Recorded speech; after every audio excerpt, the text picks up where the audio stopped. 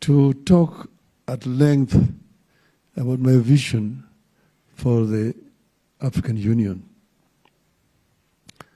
I had made a decision to come because this position is becoming vacant next year. And after consultations, many of my friends across the continent, they felt that I should offer myself for the position of the leadership at this moment in time. We all, among those friends of mine, are Pan-Africanists. And you know, Pan-Africanism is an ideology coined sometime in the last century. Its intention is to try to emancipate the people of Africa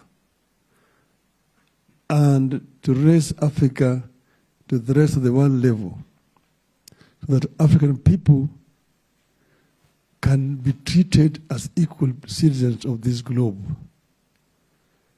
As you know, it came against the background of colonial domination of the continent. It raised the consciousness of African people to fight for their liberation. And through a bitter struggle, eventually independence was won across Africa. First, you know, the Ghana was the first African country to become independent. But before that, you need to know that Ethiopia, where we are, is the oldest African country. In other words, Ethiopia was never colonized.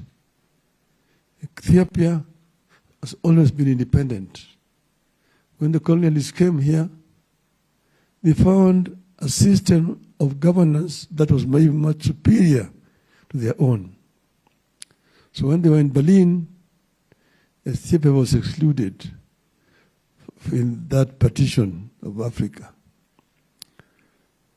But Ethiopia also suffered in that period because of discriminations and so on. So Ethiopia played a role in supporting liberation movements across the continent. That is why the Emperor Haile Selassie, at that time, who was the head of government, invited leadership of the independent African countries and the leadership of the liberation movements to come to Addis Ababa. And Addis Ababa became the venue for the formation of Organization of African Unity here. And 2 weeks ago, to celebrate the opening of a refurbished the African. Then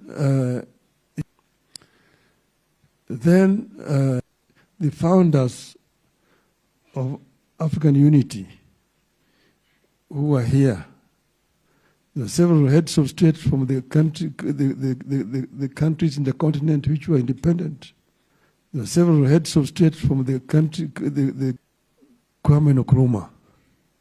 Kwame Nkrumah is the one who had convened the first meeting of African leaders in Accra. Kwame Nkrumah. Kwame Nkrumah is the one who had convened the first meeting of African leaders in Accra, Ghana, in 1958. It was here.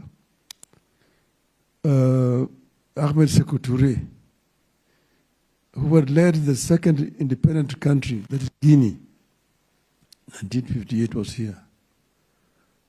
Mwalimu Julius Nyerere was also here. Leopold Sédar Senghor of Senegal was here. Houphouët-Boigny of Cote d'Ivoire was here. Dr. Nnamdi Azikiwe of Nigeria was here. And that's when Organization of African Unity was formed. They focus in helping or assisting the unliberated countries of Africa to get freedom. A movement was coined here which is called PAFMEXA. Pan-African freedom movement for Eastern, Central, and Southern Africa. And they went further because in South Africa, the whites were saying that South Africa was already independent. But then it came up what was called the NIBMA, no independence or majority rule. So Dar es Salaam became the headquarters of liberation of Africa. Mwalimu Nyerere gave facilities and financial support to this liberation movement. And the OAU itself here was basically mobilizing the world for the liberation of Africa. Eventually, with the fall of apartheid regime in South Africa in 1994, the rest of the continent was now liberated. OAU had accomplished its task. So it was then transformed to AU. Now, AU focus is more on development, cooperation, and unity of Africa. Unity has always been there at the core, right from the days when the founding conference was held here in Addis Ababa. There was the question of unity now, African Union government now. And there are two schools of thought. One, the union government now. The other one is gradual process of unity. Start first with the regional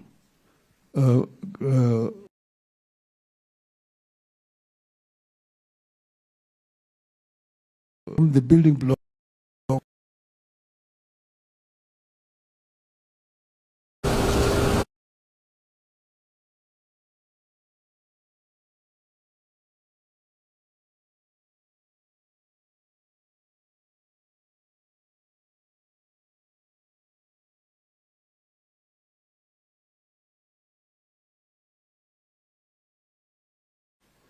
Were the Central African Union, and you have got the Maghreb Union.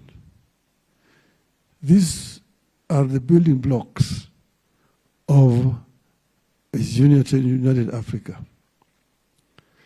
So here, AU has, since it was formed, done, I could say, a commendable work of trying to bring these African countries together and trying to deal with issues which affect the continent of Africa. If you look at my blueprint there, I've outlined critical issues. We talked about security, peace and security, because there can be no development if there's no peace.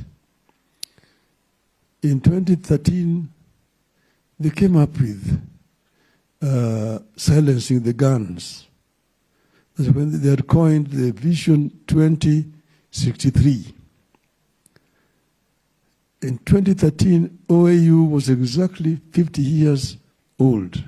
They celebrated the golden anniversary of the movement. Now the focus on the next 50 years, that's why you have the Vision 2063. And here, number one is peace. And I think probably they were overambitious. They said they want guns to be silent by 2020. 2020 is 4 years ago. The guns were not silent then, neither are they silent today. Why are they not silent? And how can they be silenced? That's a challenge.